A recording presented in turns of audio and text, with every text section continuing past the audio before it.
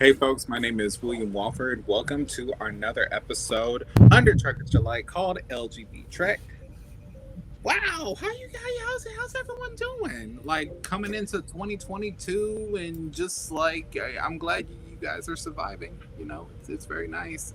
Like That's really about all I can say, man. Like, I kept hoping 2022 was going to be so much better. No. No.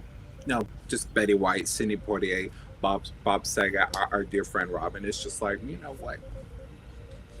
Yeah, Okay. don't do that. Don't do that. Sorry. Oh, YouTube gets mad. Don't do that. that's Glenn right. Beck That's right. has COVID, so maybe we'll have some good news in the near future.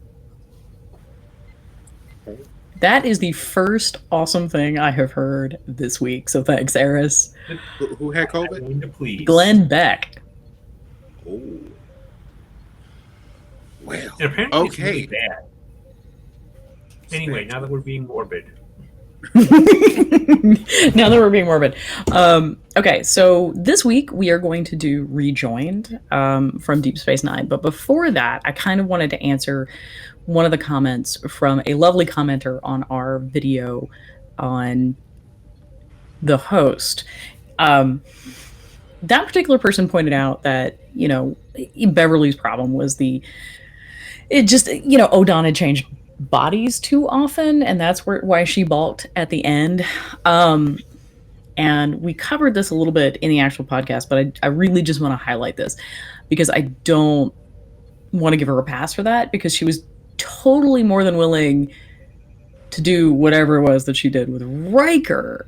So in terms of narrative construction and story, the plot is really, really, really willing to give her a pass on male passing individuals and not female. So it's a valid point, and it is one that we discussed, but I'm not going to give her a pass for it. But thanks for commenting. That was awesome. And thanks for being our first comment. Yeah. Also. So that's pretty awesome. So old business out of the way. We are doing Rejoined. But before we do that, let's do some introductions. Will, take it away. My name is William Walford. I'm 27, about to be 28 next month. I'm a Star Trek fan literally since birth. The first thing I remember is Encounter at Farpoint. So then, and I'm the videographer of the group. That's me. It hurts me that that's your first memory. It hurts me. I mean, all I saw was floating jellyfish, and it was just like, and ships separating and coming back together and outrunning Q. Even though later on we found out that was unrealistic, he was just chasing them for no reason. Like he could just pop up anytime. But I mean, the less we think about Encounter at Farpoint, the better. Really. We'll have that conversation. Eris? Hi, my name is Eric. I am older than that. I'm going 38, going on 40, something in there. I am not remembering I was going to use myself. Anyway, I am a big nerd, as you can see from my wrong shelf behind me. But I also love Star Trek, and remember going to see Undiscovered Country in theaters. And I like talking about queer stuff. Awesome. Hi, I'm Marie Brownhill. I write a Star Trek blog called Unimatrix 47, and I also do a modern gamer column for Game Industry News. So clearly I'm a nerd. So that's why we're here. Been a Star Trek nerd forever. Will be a Star Trek nerd forever. So all of that out of the way. I guess I'm going to lead us into Rejoined with a brief, and I do mean brief, plot summary here. Rejoined is a Deep Space Nine episode, and like most of 90s Trek, and even now, it does have an A and B story, but like really the B story just doesn't matter at all. But basically what happens is Jedzia Dax gets tapped to work with a series of Trill scientists. It's a little more complicated than that, but whatever. And it turns out that one of the Trill scientists that's coming aboard the station is another joined Trill who happens, yes, this lovely lady right here, who actually happens to host a symbiont that was hosted by, and this is where the flowchart comes in, guys, who was hosted by someone who was married to one of Dax's previous hosts. The Trill, as it happens, actually have a particular prohibition against, reconnecting with romantic partners from previous lives. The taboo is so strong that you will be banished from Trill, which means that when the host dies, so does the symbiont, which goes completely counter to everything that any host has ever been taught, because the point is to keep the symbiont alive as long as possible. Jedzia and her friend kind of fight this, except not really, to the point where we have the world's most awkward chaperoned dinner where Bashir is somebody's beard. I'm just not sure whose in this particular situation. That face right there. It is terrible for Bashir. Ultimately, Jedzia is more than willing to pursue this with this person, but however, the other character refuses on the basis that she caves to Trill society, and we get just a horrifically sad last image of Jedzia Dax just looking crushed when she gets on the shuttle to leave. Ostensibly, the B plot is about creating a wormhole, but again, I think it really only matters because they have to be on the Defiant, there's an explosion, and it gives Jedzia a chance to go and rescue a damsel in distress right here. That's really it. Before we get into the rest of what we're actually here to talk about with this episode, that's the scene where Jadzia walks down a force field. That completely threw me. That scene right there. Am I alone in just never imagining fields actually had the surface tension for a person to walk on them at an angle? I guess she had really good boots. I'm also going to tell you, I think this is the only time this ever happens. It happens this one episode, and then everybody's just that was a terrible idea. We're just going to sweep that under the rug. If I may, I'm pretty sure you're not supposed to do this. Not in terms of film or cinematic world, but I'm talking about scientifically in the perfect Trek world where everything is followed by rules and regulation. You're not supposed to do that. Well, Dax was so in love with Lenara that, you know what? I'm a scientist. I don't care what's safe and what's not. Just tell me if it's possible or not, because this woman is gonna die. I mean, I guess you really all want to find a partner who's willing to walk across plasma fire for you. I mean, I will marry that bitch if you did that for me. Do that for me one time, and then I will know. Okay, cool. Rescue me. Anyway, that was just the most incongruous part of the episode for me. So this is where Eris gets kicked out.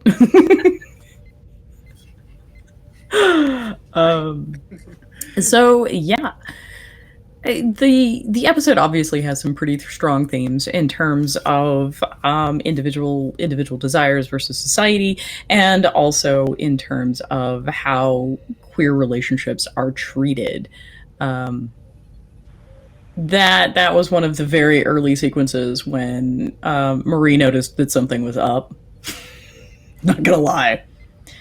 I mean, the amount of incredible chemistry there between Jadzia Dax and Lenora Khan is just phenomenal. Yeah, that was when I was researching a little bit about this one for doing this show tonight. That's really a consistent thing that gets said a lot. The amount of chemistry, legit chemistry, not really fake forced, episodic chemistry like we see in some of the other romance plot episodes. The two of them made it work for this one. It was really, really fantastic. I mean, really, the entire guest cast for this is really solid. Even, the grumpy old Trill grandpa, and also, like, the brother, who are all deeply worried that Lenara is going to throw away everything for Khan. They're really fantastic. Armin Sherman gets, like, some remarkably fantastic moments as Quark, though. There's legitimately a moment where Quark is just like, I need a flowchart, because he's trying to figure out this relationship between Lenara Khan and Jadzia Dax. And he's like, okay, so now if we go up one level, yeah, it's great. It's really great. Can I ask a question? Shoot.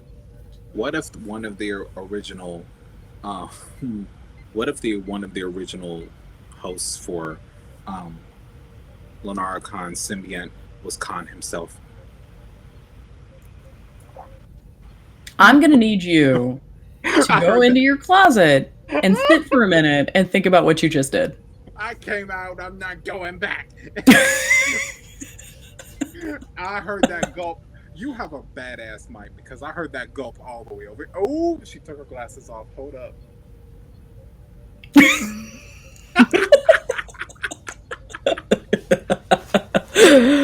Oh. This is my shock. I mean, I kind of like that alternate timeline Khan more than the Abrams verse Khan. That was so terrible. Yes. It was so terrible. I own Into Darkness, but I do not rewatch that movie. Oh, and I mean, and I love Benedict Cumberbatch, but the whole that was not good. There was a lot wrong with that. Everything white. from, like, the trutherism vibes that you get to the whole attempt to say something about drone warfare to whatever the squabbling between Uhura and Spock was. And let's just, before we even get that far, why is the Enterprise underwater? I've heard of shuttlecrafts going underwater, but entire ships, because this Enterprise is roughly the same size as the Sovereign class Enterprise. Yeah. So what? And my thing is, what? It's like, what, almost 800? Its complement is almost 800, whereas I think the first Enterprise was like 233, somewhere in there. And now I will say that what we've learned was that due to Section 31, they found Khan's ship earlier than in the Prime Universe, which is actually what triggered this evolutionary technological evolution in the Kelvin universe. That's how they all got their ships upgraded. That's why it looks bigger. That's why it looks faster. And it's actually canon too. What did not flow right with me, and they did not address it, was Khan was not a white man. He was never a white man, ever. Like, no. Benny Patch Cumberwuzzle was not the right choice for that. Like, I would try that scene. But yeah, I loved the dynamic. I loved the fight scene between he and Track Star Spock that we saw run in that one movie. But hey, I was here for it. And the time that he actually let out emotions, showing his half-human side, I appreciated that too. But at the same time, I was like, I feel like y'all did this. Okay, let's put it this way. I was mostly there for Carl Urban in tight pants. Right, hey, yeah, we're trying to save you, damn it. And I'm just like, oh my God, he looks so sexy. And I'm like, you can save me any day. Any damn day. But I feel and twice on Sundays. The Abrams films, particularly Into Darkness, I don't know where they went with the first and third one, but particularly Into Darkness is mainly for movie watchers and not Trekkies or Trekkers. Mm-hmm. And I hate to say that, but it's the truth. Because they're like, oh, we want new audiences. Okay, but you're willing to say screw you to the ones who let you come in here? You saw what we did at Enterprise. You know we can do the same thing to you, right? To be fair, though, let's be real. We owe those films a pretty serious debt. I mean, for bringing Trek back, I get it. Like, and bringing new blood, new fans. People started looking at older content. They all discovered Deep Space Nine and sort of fell in love with it the same way we did. Yeah. At the same And time, if they hadn't, we wouldn't have all the content that we have now. We wouldn't have disco. And I know that's a controversial topic, but also I like disco, so we're just going to keep it. We wouldn't have seasons 2 through 4 of Disco. I'll say that. There we go. We have Prodigy, Good show. which is phenomenal. Lower Decks. We're going to have Lower Strings to My Fingers. I've appreciated Lower Decks since episode 1. Lower I have to Decks admit, I was initially skeptical. I really was, because I was like, I do not need Rick and Morty in Star Trek, because the philosophies are very different. Was that what they were trying to do? Well, some of the production crew actually came over from Rick and Morty, so I was initially very, very skeptical, because I was like, Rick and Morty is fundamentally nihilist, and Star Trek is not. Like, at all. I was very, very skeptical when I heard of the concept behind Lower Decks, but I think I sum it up as saying it succeeded at doing what Orville failed at. In that it actually manages to be funny and also not awful. Yes.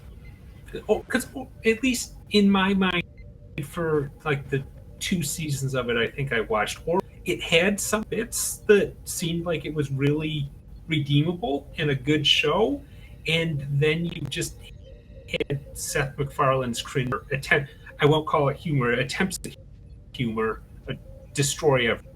I gotta tell you, I was done with Cupid's Dagger. Like, Cupid's Dagger lost me entirely. Cupid's Dagger.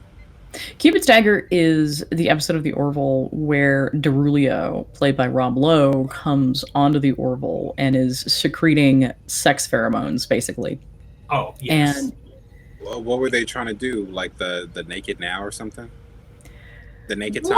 more like the Luoxana episode on Deep Space Nine, I think. Oh yeah. But really, it's an excuse.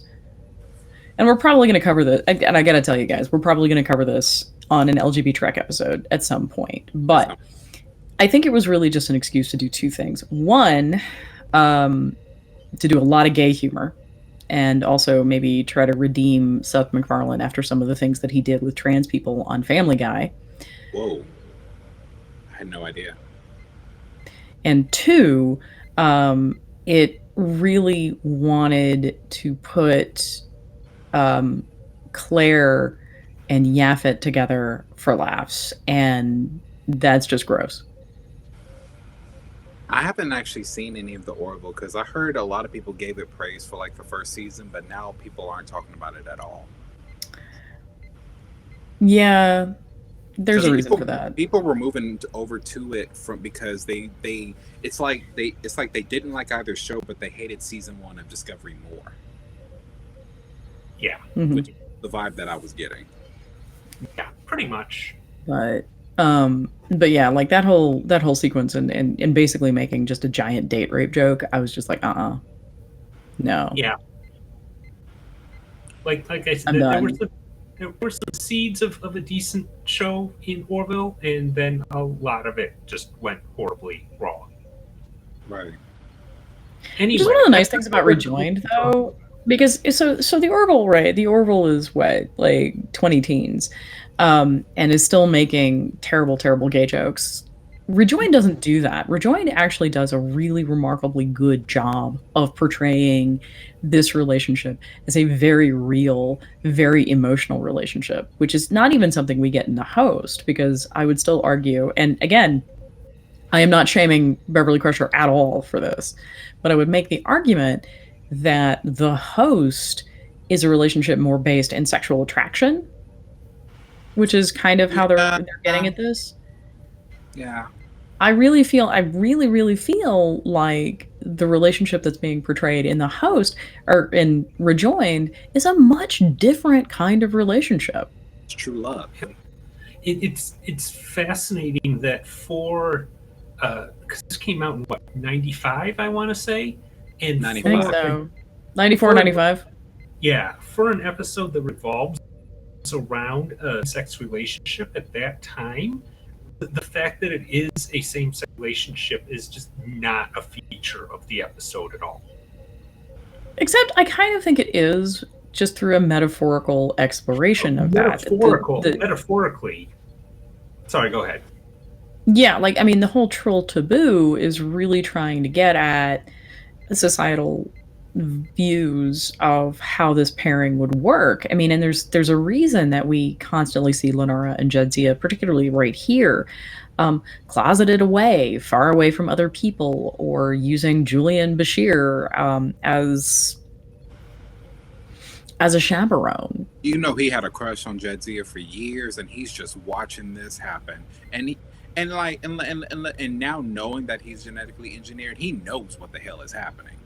Like, it's like, oh my God, I'm watching this. I don't think it required any genetic engineering. That was real. That was really obvious. I mean, it was real. It was very, very, very real. What are the? And I think really just the whole conversation that they're having, and when I first watched this, I got really frustrated with Lenora for making the choice she does. Leave. Right, really frustrated. She has to go be the board queen, you know. So is that if she hadn't made the choice that she did, we could have potentially avoided the entire idea of board queens. Right, multiple, because she wasn't she wasn't a board queen yet at that point. Right. She had just became, because they didn't introduce the board queen until like season 6 of Voyager. What was it? Did First Contact or Voyager come first for that? First Contact came first. Came with Alice something. Alice Krieg. Alice Krieg, yes. She was first queen.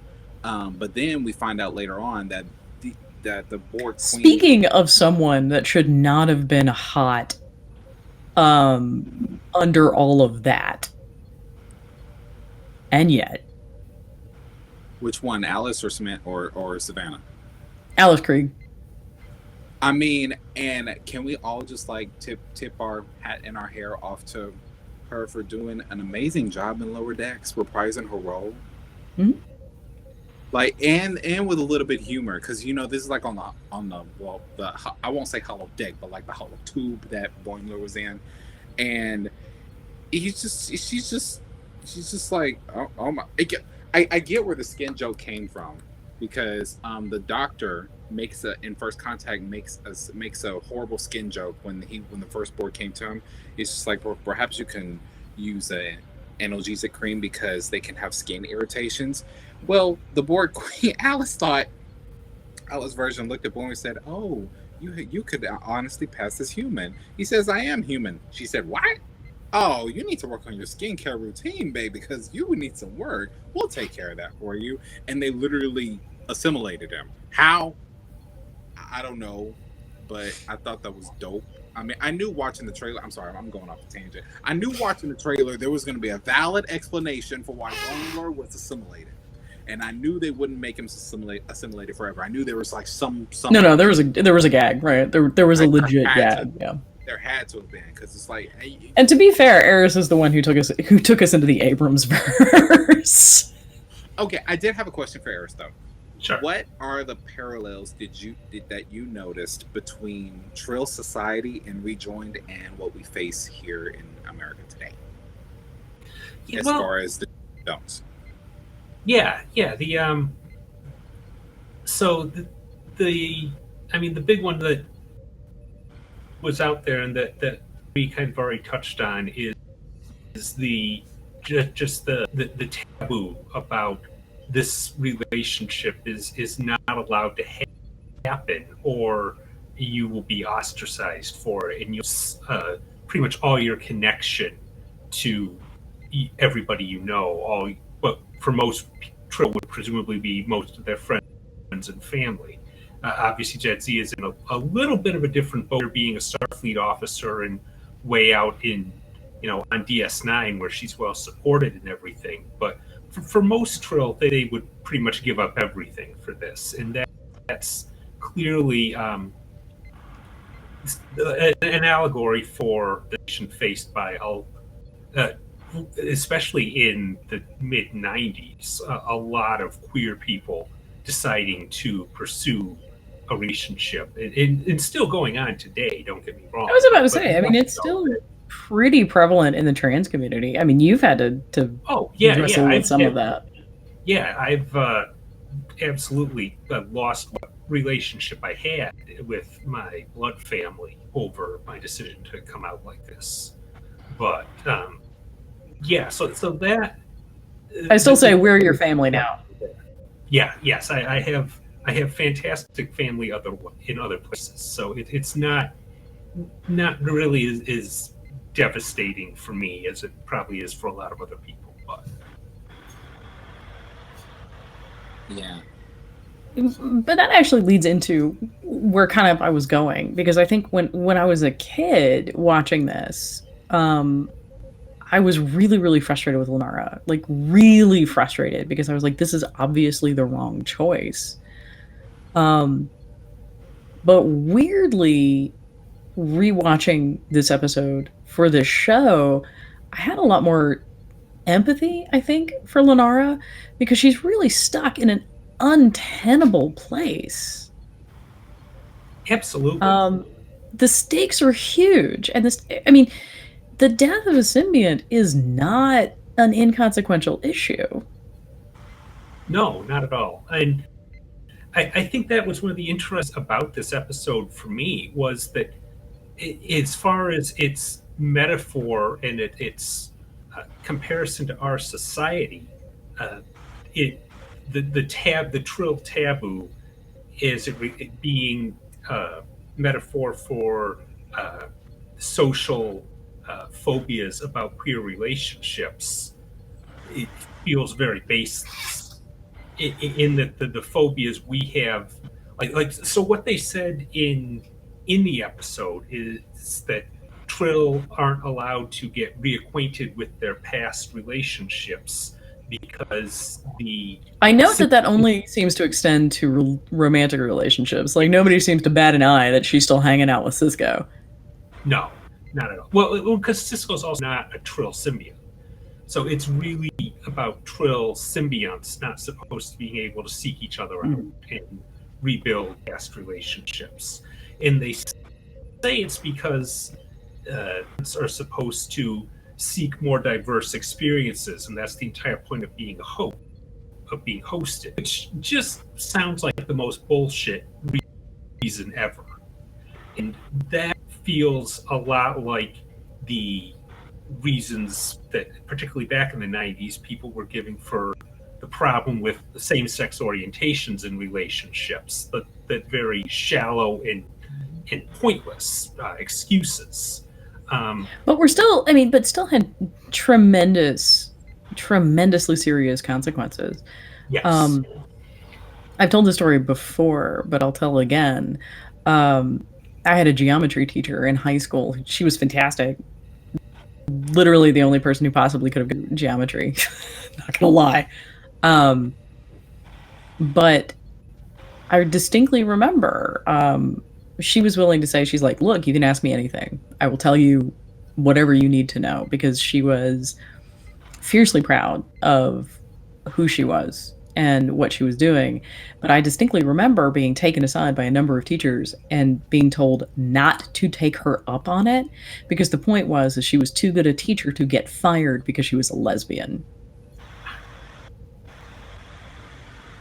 Gotcha. Y'all process that for a second. Process that. Yeah. No, it makes sense. Yeah.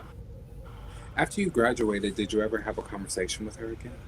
No, I didn't, and I kind of wish I had. But for whatever reason, I just never got back to her specifically. And I was still kind of not. I mean, my personal experience was never that I was necessarily in a closet per se, so much as that I was still trying to figure it out. Right. Because I was still very kind of, I mean, because, like, again, not caring about plumbing, like, I was still attracted to the people that I was supposed to be attracted to. I was just also attracted to these other people. But I think I just was still in the process of figuring out what attraction was. So you were still figuring everything out. Like, there wasn't really a closet. No, like, there was never a realization that I had, and that I was like, I can't tell anybody this, ever. I have been told, I have been told by other people that they were like, we never thought that this would be you, and I'm like, how? But because, I mean, again, I don't think I've ever, I mean, Aries, I think I was pretty upfront with you, actually. Yeah, I mean, I don't think that it came out when we very first time we met, but later on, yeah, I think you told me, and even if I hadn't figured it out myself by then. Mm-hmm. Yeah. Again, I just didn't like. It just wasn't. But again, my experience is profoundly privileged because I look like I do, and also because I can be het passing.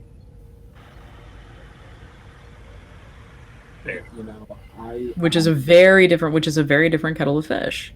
Yeah.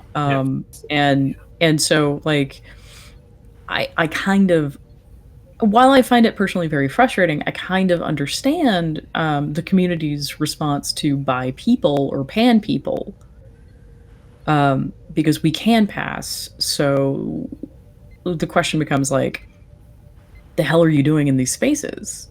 Well, we're in the acronym, folks. They're not used to us looking just like them.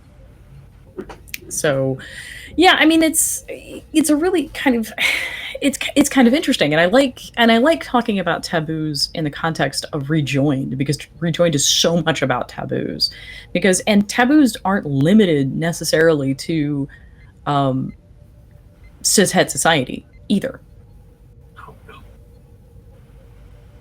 There are a whole host of taboos, even within our own community, that, we should possibly do some thinking about in terms of, I mean, and Will has brought this up in other shows, like, do you have to look a certain way? Do you have to date certain people? Like, do you have to fall into X or Y category? Can you exist on an attraction continuum that's not one or the other?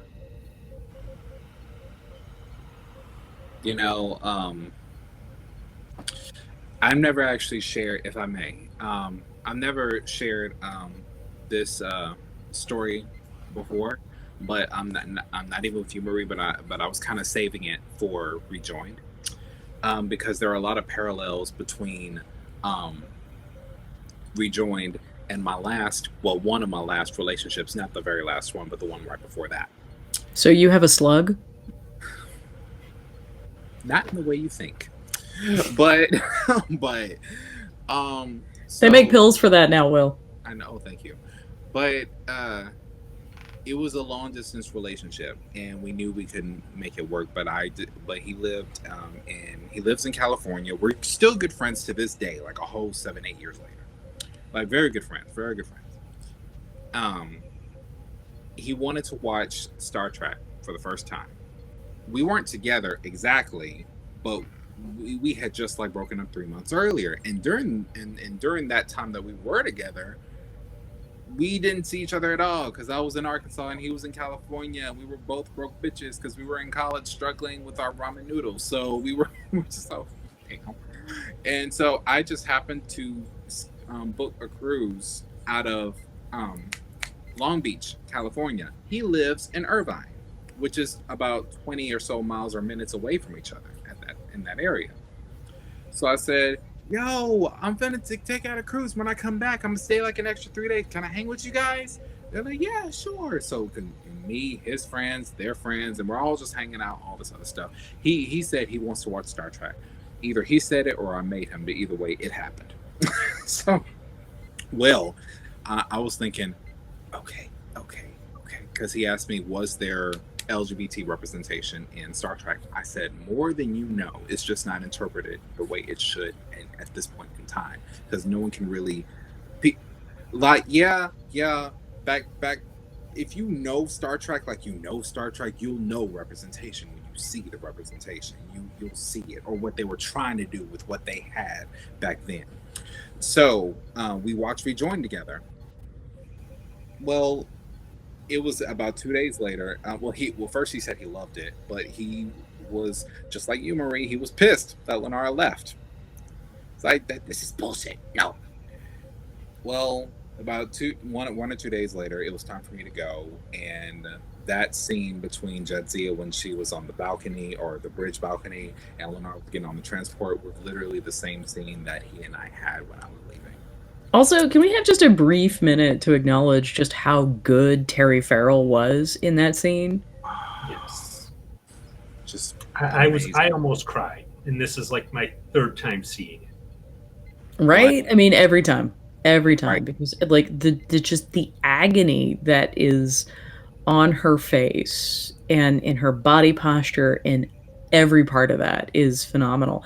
And gotta give credit to Lenara's actress too. I mean, the level of regret and shame, all of that is there in that scene. I mean, they were just, again, Rejoined really, really, really had such a great cast and such great chemistry and works so well because the actresses were willing to go for it. So major, major props to both of them. If you're watching, we love you. Please come on our show. Please. You can bring a Trill in the Borg suit with you. It's okay. We won't judge. Like, it's all good. We find out that she becomes assimilated later on and ends up in the Delta Quadrant somehow. Like, okay. You know, that's actually a pretty valid reason if you think of it. Okay, this is a what if. This is a what if. This is the wrong show, Will. Bring it back. Right. Bring it back. Come back to the light. But yeah, that's pretty much what happened. And there are just a lot of parallels because I had like not a year earlier, I was just kicked out of Boy Scouts of America because they found out I was homosexual, so that was fun. Losing a lot of friends that I thought were my friends because of that. I remember being afraid because I was conditioned with the Arkansas mindset that I was afraid to be myself in California of all places, was afraid to hold hands with him, and and he said, William, it's okay, you're all right, it's okay here. And I had to accept that. So it took like instant decondition, like just deconstruction, so I can recondition my mind and accept that I was in a new area where I was safe. In many ways, I was Lenara. And I was like, oh my God, what is this world that I'm in? I'm not familiar with it. I've been to California before, but I was 7. That does not count. Okay, that was, yeah. At least not for this purpose. Not for this purpose.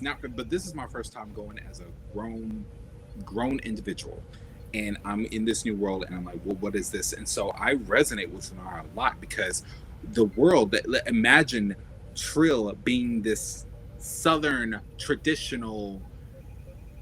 A lot of religions just don't approve of homosexuality in the least. So it's just like area where she is focused on, I love this woman, I love this person, but I have to get this done, otherwise I'm done for.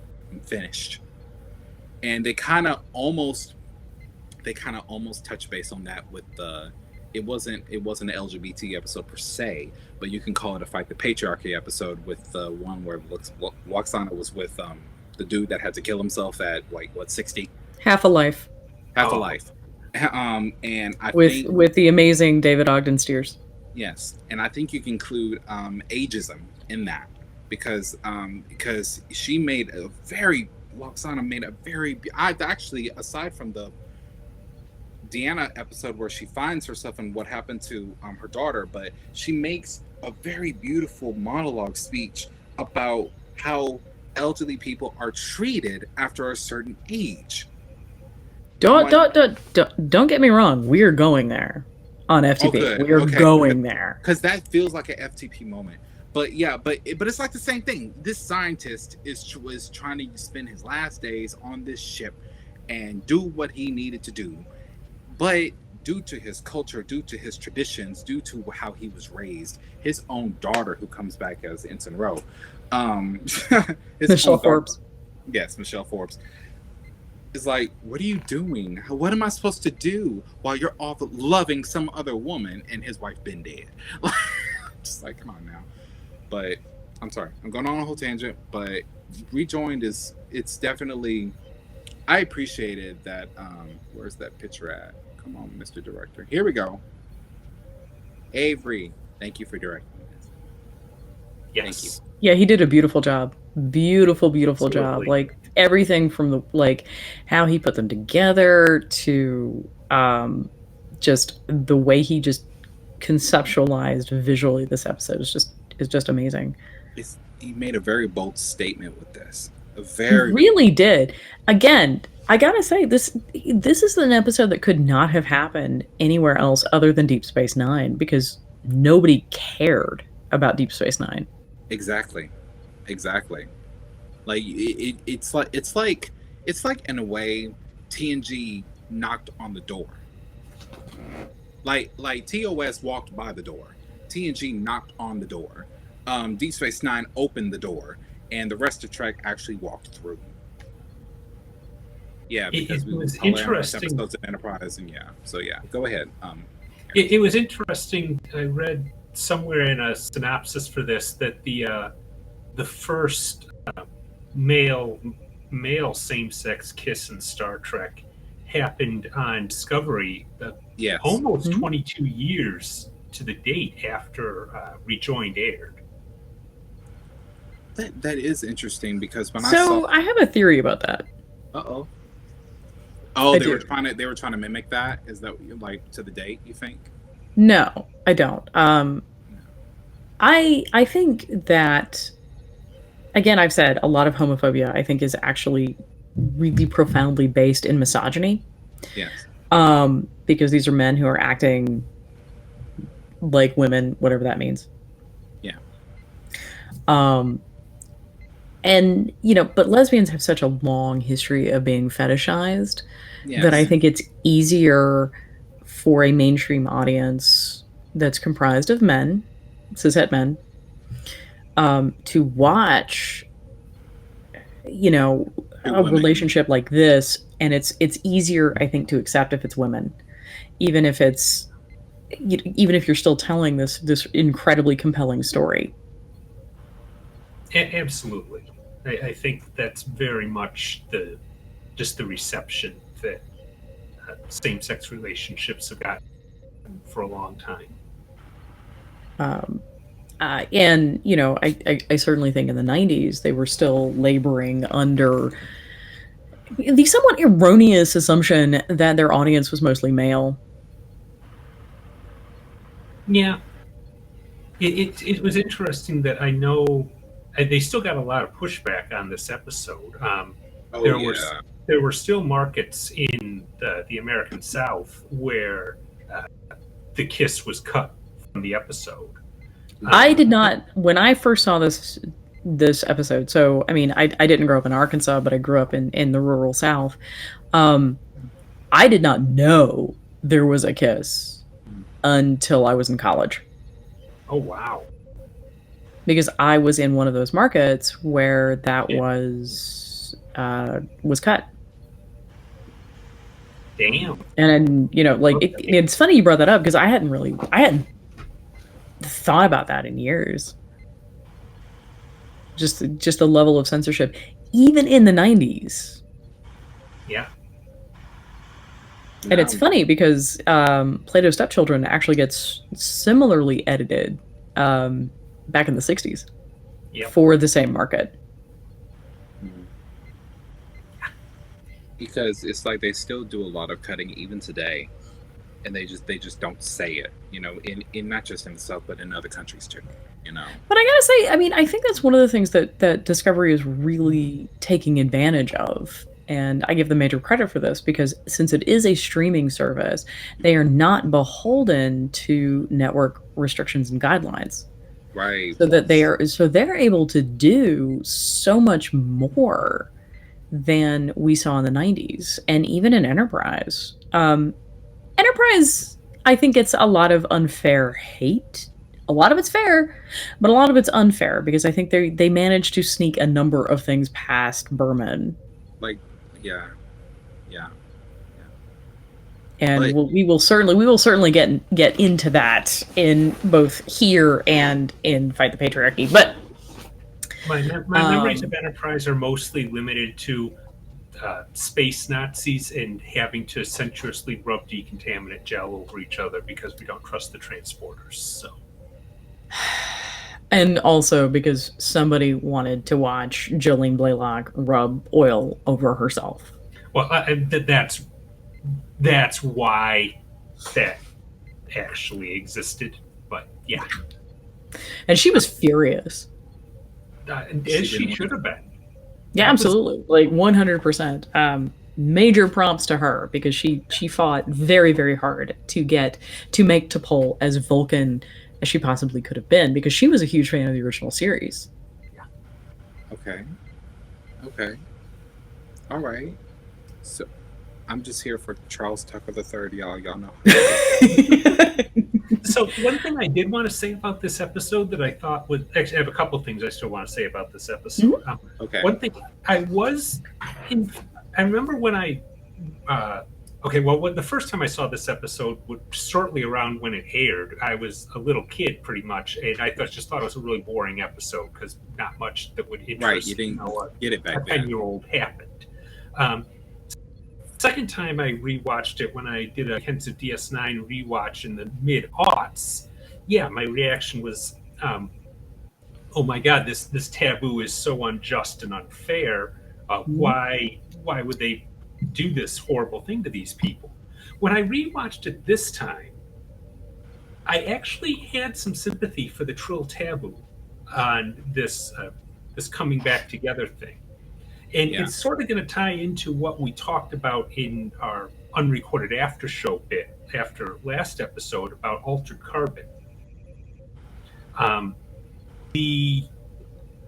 can understand why the Trill wouldn't want symbionts kind of establishing cross-host relationships because it would be very, very easy for them to turn into an aristocracy of Trill society that way. I mean, you have these immortal, or I don't know if the symbionts are truly immortal or they just live much longer than a Trill or / human does. But if they were allowed or encouraged to fraternize a lot with each other, I think it'd be really easy for symbionts through their hosts to become, this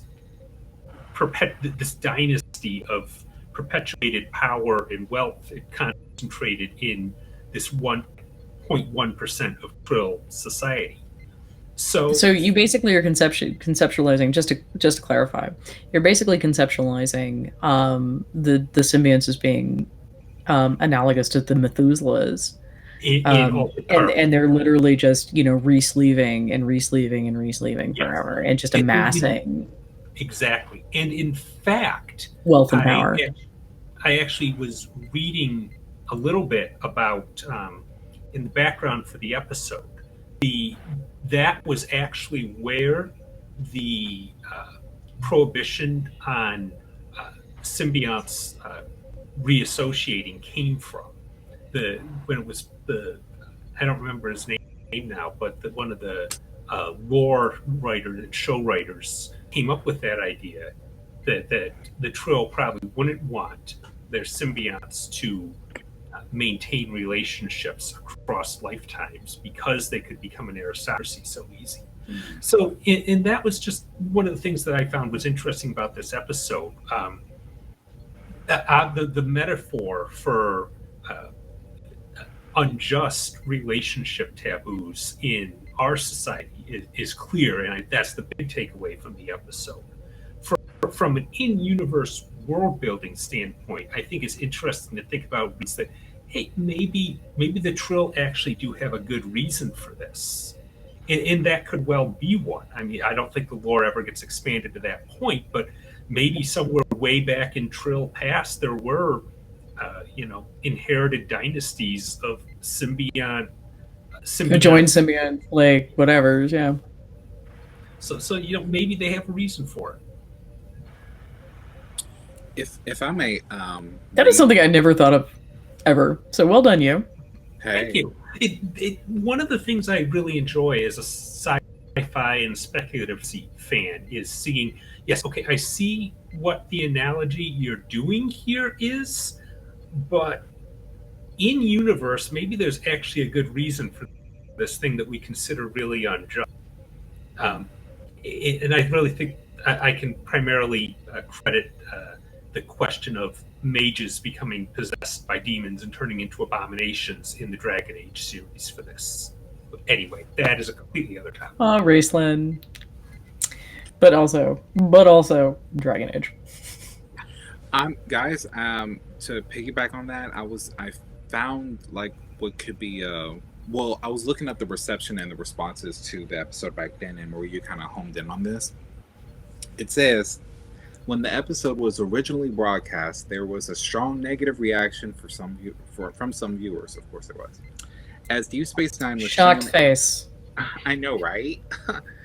As Deep Space Nine was shown in syndication, one channel in the southern United States took the step of editing out the kiss from the initial broadcast. The mother of scriptwriter Renee, how do you say his last name? Aubergenois. Thank you. Told him. No, Echeverria. Renee Aubergenois is Odo. Renee Echeverria is the scriptwriter who is phenomenal.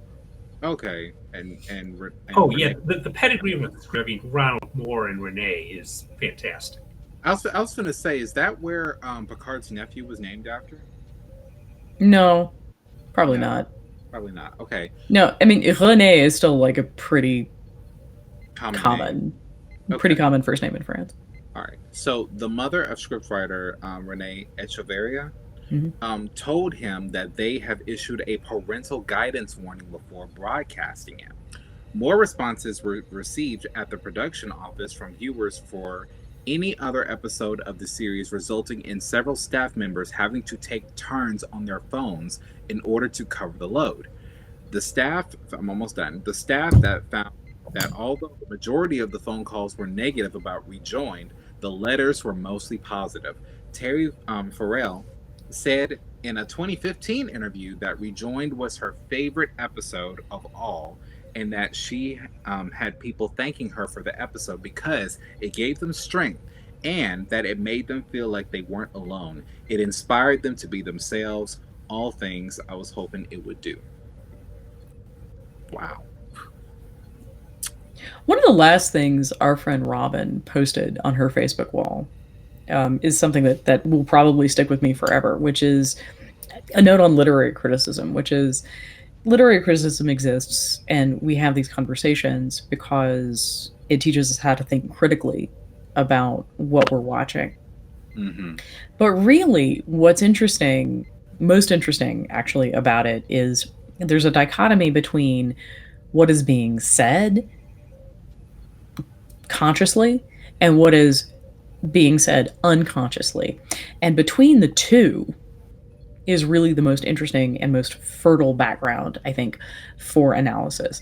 And Rejoin really kind of sits there. So even if we're having a conversation about like power, which doesn't come across, especially in the episode, the fact that we're having all of this conversation in, just this conversation about relationships and same-sex relationships, and also gender, by the way, which is something that we haven't really covered, because there's a really interesting aspect of this episode where Tobias Dax and Lenara's initial, previous host, and Khan's previous host, I cannot remember the name, were in a heterosexual relationship. Or just a standard marriage. I mean, right. All marriages are standard. Let's be real. But in the 90s, a standard marriage would have been, one man, one woman. Yeah. And we haven't actually really touched on that this sort of gender aspect and the fluidity of gender that we get. The characters talk a little bit about it. They talk a little bit about trying to. We will get to this episode. That's from the Outcast. That is our next episode, guys. But they talk about sort of existing in these mindsets. You know, not sure if they're Tobias or Jadzia or Lenara in the previous host. It starts with an N, and I just can't call it to mind right now. And we just don't talk about it, because one of the great things about the symbiont is we get to talk about gender fluidity here. Because it literally does not seem to matter where you fit on that spectrum. If you have lived 700 years and have been both, you're inherently bisexual and gender fluid. The symbiont itself, like, inherently bisexual and gender fluid. Because or pan, really. Pan. I mean, Jadzia is willing to take up with the dude with the transparent cranium. Like, dude, symbionts really even have gender as a concept just for themselves, or do they even have biological sex? That's an interesting question, because I don't know that they do, except if you've been joined to a gendered species, right, for 700 years. I think it's safe to assume that the Trill are pan, because it's just wherever they fall. And at some point, if somebody could include, like, down in the comments, like, a good solid definition of pan, I would be ecstatic. I think it's personality. Because I am still confused. Like, right. Yeah. I mean, my wife identifies as pan. It's about being attracted to the person, really, regardless of which gender they present as. Yes. So at this point, I guess maybe that means that I am going to have an epiphany on this show. Like, that makes me pan? Hey, I just found out I was bisexual 3 weeks ago. like, man. I mean, those are going to be the Robin Alyssa Memorial Arrive Slave Girls for the rest of my life. We are gonna have a statue of Robin looking like a slave girl and having the whole shebang done and everything. But it's like now, as far as my sexuality goes, I identified for like the last. Well, it's just easier to tell people I'm gay. But honestly, I identify as like that other choice where I am mostly attracted to men. That's just a mostly thing. But when it came down to the specifics, when we were talking about pansexual, when we were talking about sapiosexual, I identify as demisexual, which means I am. You're on the ace spectrum. The emotions have to be there. I don't care if I might make an exception, but I don't care if you look like Thor. I don't care if you look like some hot Hollywood stud. It's like, I want to, but I promise you ain't nothing gonna happen we don't even have to be in a relationship. Just have that emotional connection, because that is the conduit. That is the Jeffries tube. That is the lifeline that we need. We have to be able to feel that connection. And I am never going to hear Jeffries tube in the same way again. Thanks, Will. Nope, ruined for us. Exactly. Thanks. So, I'm just... Awesome. Somebody just managed to sexualize a Jeffries tube. I'm surprised y'all hadn't earlier. Like, I feel like this ship has sailed before somewhere. I mean, AO3 probably has this somewhere. Yeah. It's a tag somewhere. Rule 34 invoked. But do you guys have any final thoughts about Rejoined before we close out for the night? There is something more I do want to talk about in regards to Cisco and Dax's relationship. Yes! Okay. Yes! As it touches on trans people, but it could potentially blow up into a much longer topic. So I don't know if we want to save that for a later episode or something. Why don't we start it here? Sure. So, hi, BT Dubs. We're gonna run a little long, guys. Gotcha. What's Okay. up? Welcome to part 2.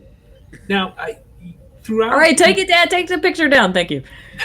Throughout Deep Space Nine, Cisco refers to Dax as old man all the time. And, All the time. Yeah, which symbol is because of his previous friendship with Curzon, the previous host for the Symbiont. Mm-hmm. And now I don't think that that was at all a commentary on gender identity when it was done, and it's certainly like Jadzia receives it with the affection that it's intended. It does hit differently hearing it both in this day and age, in the 2020s, and as a trans person myself. And when we rewatched the episode, we watched, my wife and I watched it shortly before I came down to the basement to do this. I'm really gonna need you to bring Laura at some point. At some point in time, we will find a way to get her on this. But we started talking about that aspect of it. That hey, how do we feel about the fact that Cisco is kind of always like previous gendering Jadzia here? Like, it's dead gendering, not dead naming. Dead gendering, yeah, dead gendering. But within the episode, within the series, it's obviously a term of endearment and affection. And what it's a nickname. Yeah. And what the point that the two of us came to is that it's a way of showing within the series to the audiences the continuity of Dax's personality and of this friendship, that you know, these people can be great friends across Trill's lifetimes, and it doesn't changing bodies doesn't change anything at all for that. And that's kind of the point that my wife took from it. Is she's like, you know, when she's telling people about people who don't know the two of us as well, or particularly who don't know us on social media, she tells them about my transition. Like, one of the first questions they ask is, "Oh, so are you two not together anymore?" And her response is no. Why would we change that? My Eris has. I mean, she's the same person inside. She's just kind of changed her appearance and a few outward things to something that makes her happier with herself. And the so Dax relationship is kind of the same way. A lot of things about Dax are still the same person. It's just a few new personality traits and outward appearances have been adopted. So I thought that was just a really. Well, it's like our friendship. Yeah, our friendship didn't change. Right. Yeah, and I think that's how, in my experience as being a trans woman, that's how I think a lot of people take it. Is that very few fundamental things about you as a person have changed because of this. You're just, dyeing your hair purple pink and wearing skirts and being happier with yourself. I would honestly say, though, I think for you, or at least my experience of you, which these are two different things, obviously, but you seem more intensely yourself as Eris. Absolutely. Yeah. If I may ask this, and I'm asking from like a Star Trek perspective as well as personal experience perspective, if you could connect the two, because I as a cisman, I do not understand. What is the difference between the attraction or lack thereof from Beverly Crusher in the end of The Host and your wife's pansexuality acceptance of you just right off the bat, even though other people thought y'all would have broken up when clearly you didn't? What is the difference? And what, I kind of want to know. Other than Laura is just more badass? I mean, really, I mean that's a given. We know that. Like we're here on that. I mean, I keep coming back to this, and you please do tell her that has come up now twice. Twice. So it's like, is Beverly just like not accepting of the change, or is it contingent on whether a person is pansexual or not? That's what I'm trying to understand. I don't. Here's the thing. I don't think that anyone. I don't necessarily feel like anyone is obligated to maintain an attraction to somebody if their external gender and things like change. Right. I'm immensely lucky that Laura did. Um, I don't even necessarily know if I would have transitioned if she had come back and said she didn't think it would work for her anymore. So That's love. That's yeah, love. that's absolutely love. Yeah. That said, if she had said, no, I really don't think I'm going to be attracted to you anymore if you do that, I would. It's not like I would have morally or ethically faulted her for just not feeling that way, and that's kind of how right. Because last week, when we filmed the other one, like we did acknowledge that taste is a thing, and that's okay. So it is okay, and I'm not asking from me. I'm asking because it's just like things that I want to ask or like visit again. Like, so it is okay to have personal taste as long as you're not a dick about it, Right. And I think you should examine your personal taste. Like, if you're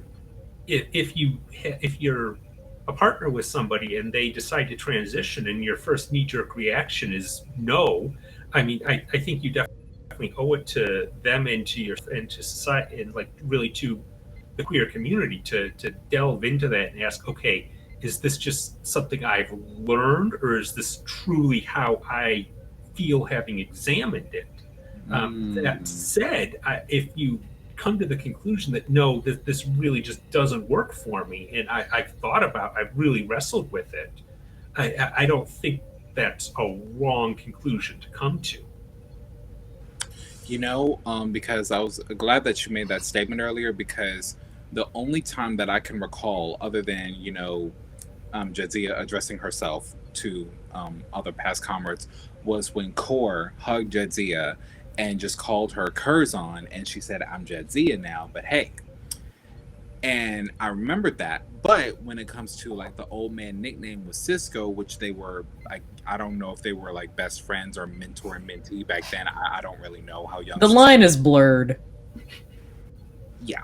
So it's like, But, seriously, like that line is so much more smudged than an emo kid going to a Cure concert. Like, yeah.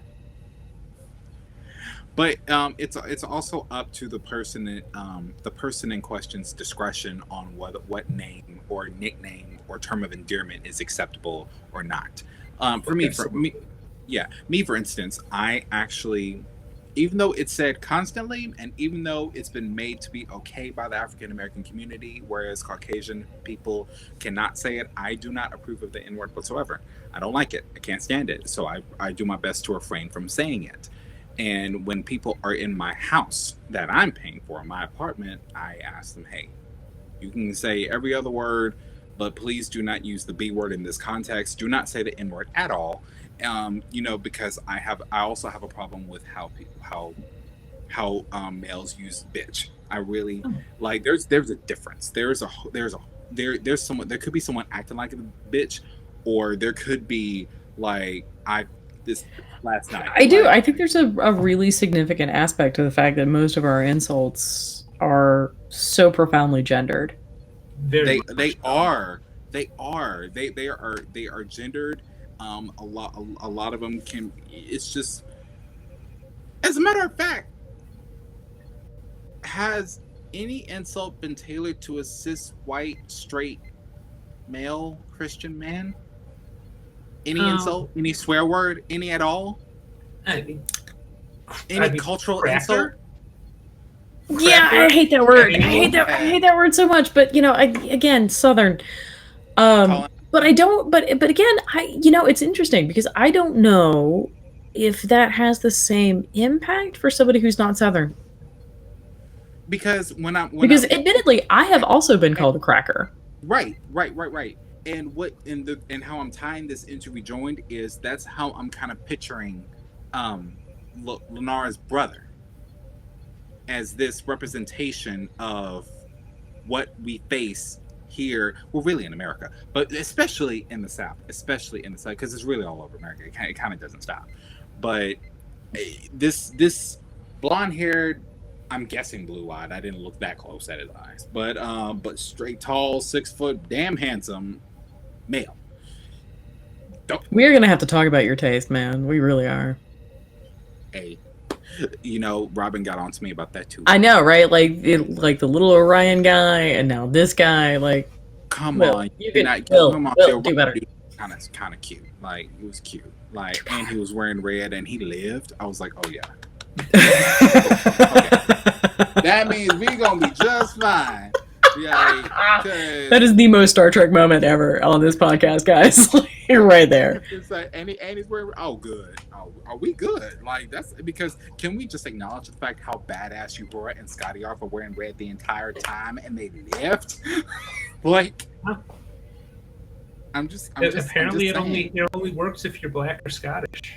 Right. So, but back to the what we kind of face here. Worf wasn't okay. There was Lenar's brother, so we got that. But Worf was like, I don't even want to be in this ballpark. I'm just gonna keep to myself on this. I really think Worf kind of struggles with sexuality, just in general, and that has a lot to do with how it manifests from his Klingon heritage versus what he's learned on Earth, for humans. And I think that's a really interesting conversation to have about Worf, because I think he really does struggle with this. Yes. And a lot of it has to do with the fact that he's permanently emotionally constipated. Dude really like needs some therapeutic X-lax, like, just saying. Klingon Empire needs therapy. Honestly. But before, hey, okay, give me a second. Okay. Before we leave Cisco, one of the things I really loved about this episode is Cisco really pushes Dax. Like, really, really pushes her. And he's like, almost hostile. And then he turns on a dime and is completely supportive. What I love about that is that what Cisco's doing is he's really, first off, he's playing devil's advocate, and he's kind of like, okay, these are the arguments that are going to be made. Are you ready to deal with them?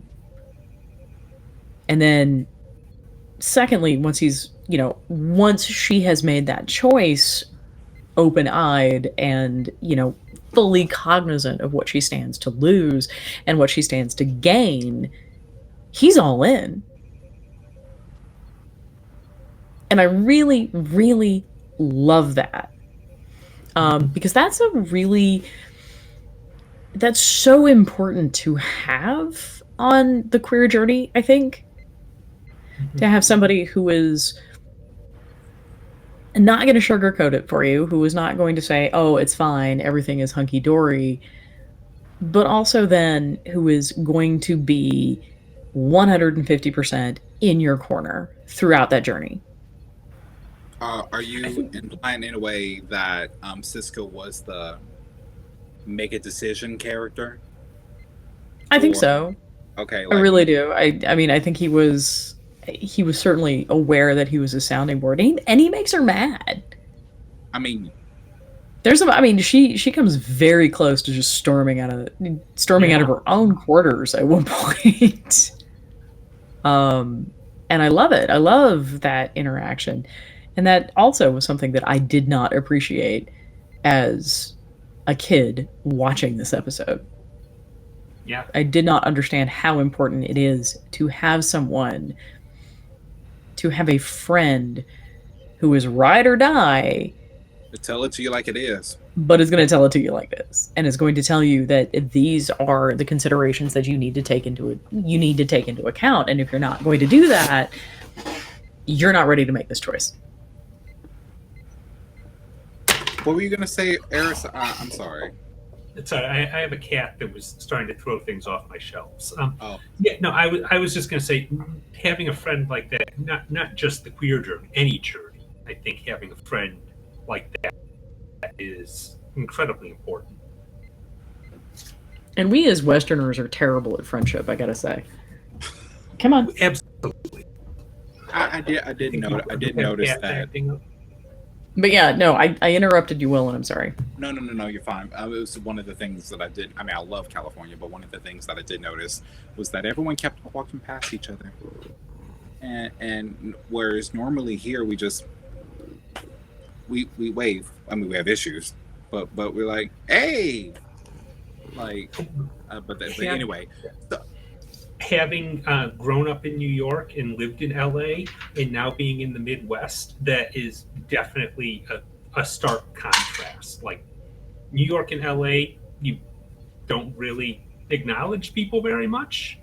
And now, like, don't even get me started on the topic of Midwest goodbyes and how long it takes to wrap up and leave when, my husband hates it. He's like, you started saying goodbye 30 minutes ago. Oh my God. I hate it. I am absolutely I'm done with this now. So I'm going to go and see the couple people I want to say goodbye to and say, goodbye, I'm leaving, and then turn around and leave. Whereas my wife, who's been in the Midwest her entire life, it will be 40 minutes on and she's still just casually chatting with people like she actually has no intention of leaving. that sounds about right. That sounds about right. It's not just Midwestern. It drives Robert insane. Seems like a very southern thing too. Anya, will you knock it off, cat? I mean, also, guys, there's a thing. There seems to be a correlation between Star Trek fans and cat lovers. Will, you gotta get on it. For that. Look, I am good. I got a cat on my head, and I try to take care of it every damn day. I am good. His name is. I seriously feel like everybody on Black Track just died right now. I'm serious, and you know what I named my cat? Woofy Butt. How do you feel about that? Anya, do you want to become an internet star now? Come here, Anya. You are now an internet star. Everybody's favorite little demoness. Yeah, her name is Anyanka. Yes, it's from Buffy. Yes, she is a. Oh, I see the team.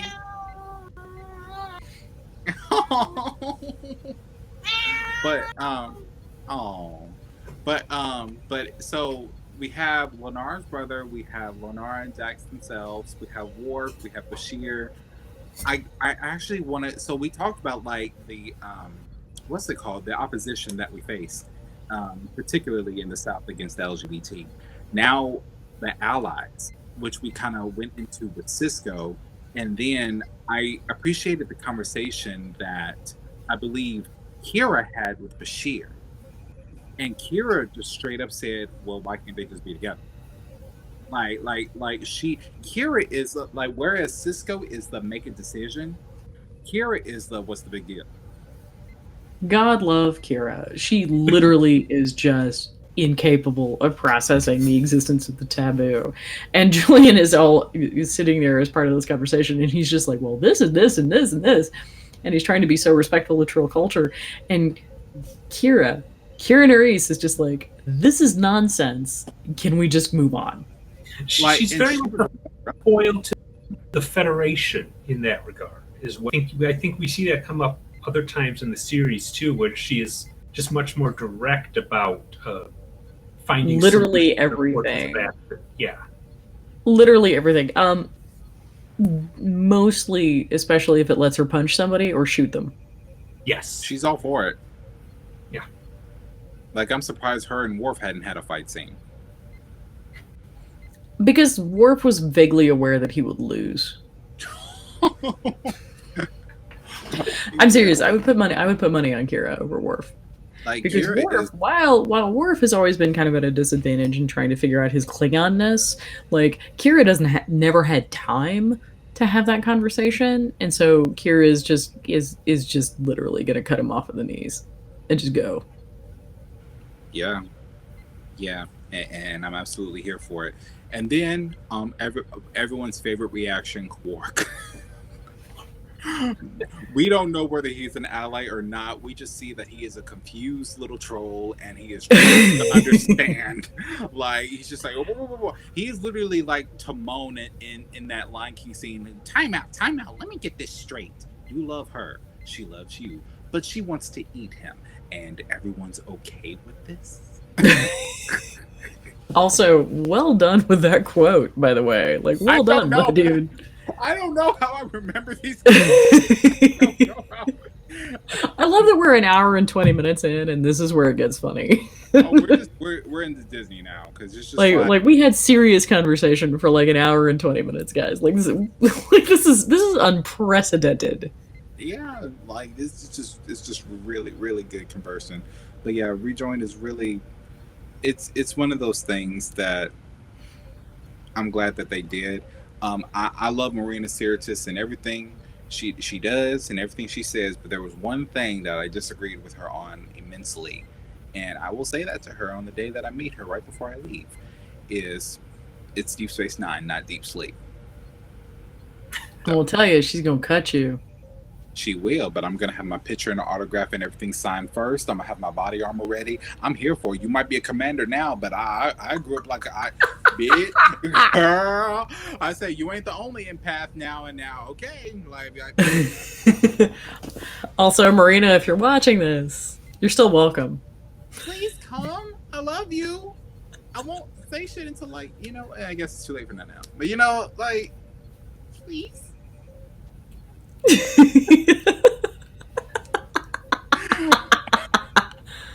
But there were one more thing. I really love that we're doing this tonight because none of us have to work tomorrow. I do. I just don't care. But you're also like at least 10 years younger, so it's true. More than. It's true, and I'm gonna wake up cranky and groggy as I go to work tomorrow, and it is what it is. But it's just like, but Star Trek is life. Like, Star Trek is life. But Robin, she had a lot of input into Rejoined as well, and that's why I went over those character dynamics, because that was something that Marie, you and Robin touched on a lot about who do these characters represent in the world that we face today, and that's why I wanted to cover that last tidbit. I don't think there was anyone else. Cisco has always been the make a decision person. Kira surprised me. Worf, he doesn't do well with social dynamics at all. He didn't even want a birthday party. I don't even know why they put him with Deanna. Like, there's just and don't even get me started. That was weird, and yeah. Yeah. I mean, that wasn't like Seven Chakotay weird, but it was close. It's like while we didn't agree with Seven with Chakotay, we could see that there might be a reason, because really? Follow me here. There's one reason. There's one reason. It was one reason. Because I'm not saying I agree with it. I'm not saying it should have happened, but I got receipts. Okay? Put you down here. All right. So it's like that one time, even though they didn't have their memories together, Riker was with Ro. They both hated each other since day one. No. Because there is no sex that is better than hate sex. Duh. And that's what that was. Ro and Riker hate sex. But is it really hate sex when they didn't have their memories at the time? Because they still hated each other? Yes. I mean, and like Seven and Chakotay, do they not hate each other? No. They hated each other literally all the way since my irritation with that is that, like, Chakotay was not on her radar. Right. There There was nothing there. So Seven was good, and I'm just doing this for the sake of conversation at this point. But let's just say Seven was going through her puberty stage since being in the collective for 20 years. She started way late in life. She's trying to find her way, and Chakotay just happens to be there first because they didn't just do it out of nowhere. She went to the holodeck for a couple of episodes before that happened. Yeah, and it didn't make sense. Of course, no part of that I made never sense. said it did make sense. I never said it did make sense or that I agreed with It didn't even make sense in the terms of like a truly unfortunate, like bad choice crush. And we've all been there. It was a bad choice crush, but it was a crush nonetheless. But again, it just didn't like did they have a whole lot of scenes together before that? They were just at this point they were just starting out. They weren't even a real couple yet. They were just starting out at Endgame. They were just dating. Like that was like their second date. And again, I'm still very confused as to how that happened at all. Look, Seven and Harry Kim had a lot more going on than Seven and Chakotay did. Harry Kim is the Geordie of the ship. Okay, like he cannot stay off the holodeck. He cannot find anyone to love him. To me, Harry should have been the bisexual character. Like, I can see that. I see Harry as bisexual. I do. All of you are hurting my feelings now. He is. He has no love life, and I'm serious. He should have gone for some green alien man in the Delta Quadrant and had a thing with him versus that one chick that he got something with, whatever he caught. But yeah, so I'm like he needed a dude. He needed a man. He tried to be with everyone else in the bag of chips. Everyone else. Also, I love the fact that I'm the one who's drinking bourbon and Will is going here. Look, this is why I don't drink. Because if you think this is bad, I cannot imagine. I truly cannot imagine. We are at the 1 hour and 27 minute mark. Yeah. So. Yeah. So. Yeah. And I am old. I'm older than all of y'all. You're about to turn into a pumpkin. Oh. So. Final thoughts, everyone. For this take two. For this take two. Part 2, at least I'm thinking it's part 2, whatever it is. It might be I don't know what it is. We'll figure it out. Honestly, I feel like we just need to let Eris take us out. I feel that. Okay, sure. I can take I'm this. throwing you under the bus. I'm here for this. I can live with it. Yeah, I think that Rejoined is just a beautiful, well done episode. It's a great love story. There's some just chef's kiss technobabble going on in the background of it at a few points. Really, none of this episode actually made me cringe, which when watching older Trek is sometimes a really great thing to be able to say, because even the most well-intentioned episodes sometimes just make you want to curl up inside yourself and die. So this is definitely a high. And on that note, we will be revisiting Outcast in our next episode. Okay, except for the diagonal force field walkway, that was a little what the fuck. But other than that, perfect episode.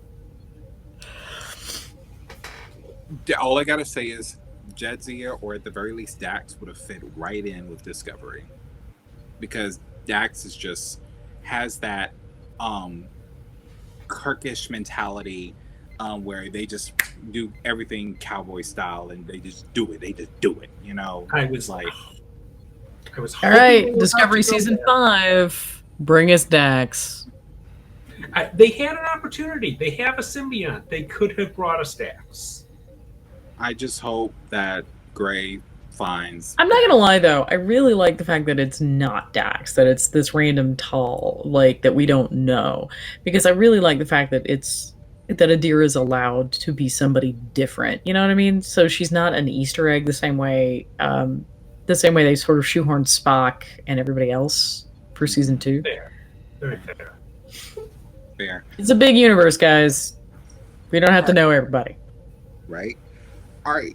Thank you for our episode of LGBTrek. I'm guessing part 2 of Rejoined, where we discuss, well, everything and go off subject like literally 12 times. But it's a good conversation. Don't forget to like, comment, and subscribe to our channel and tune into our other channels. My name is William Wofford. And guys, what are your names? What are your names? More? Marie Brownhill? I mean, it's literally like labeled. I know it's labeled. You weren't thinking that in like the first minute. Like I know it's labeled. My knowing is right. I mean, this time it was labeled as Will West as opposed to Marie Brownhill. You've been Marie Brownhill on a not infrequent basis. You know what? If I were there, I would hug you right now. I love you, dude. All right, guys.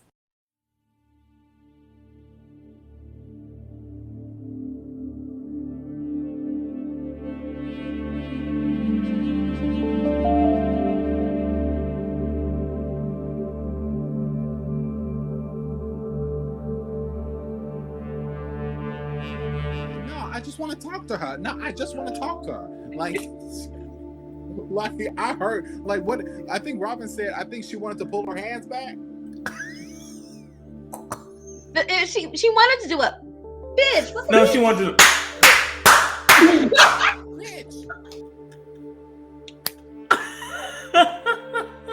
So if you can't tell, they have thoughts about Discovery. Look, here's the thing. Cancel culture might get everyone else, but they won't come for me in this subject. If you are our allies, we are not talking to you. We are not talking to you. This does not... Pop. Okay? We're not talking to you.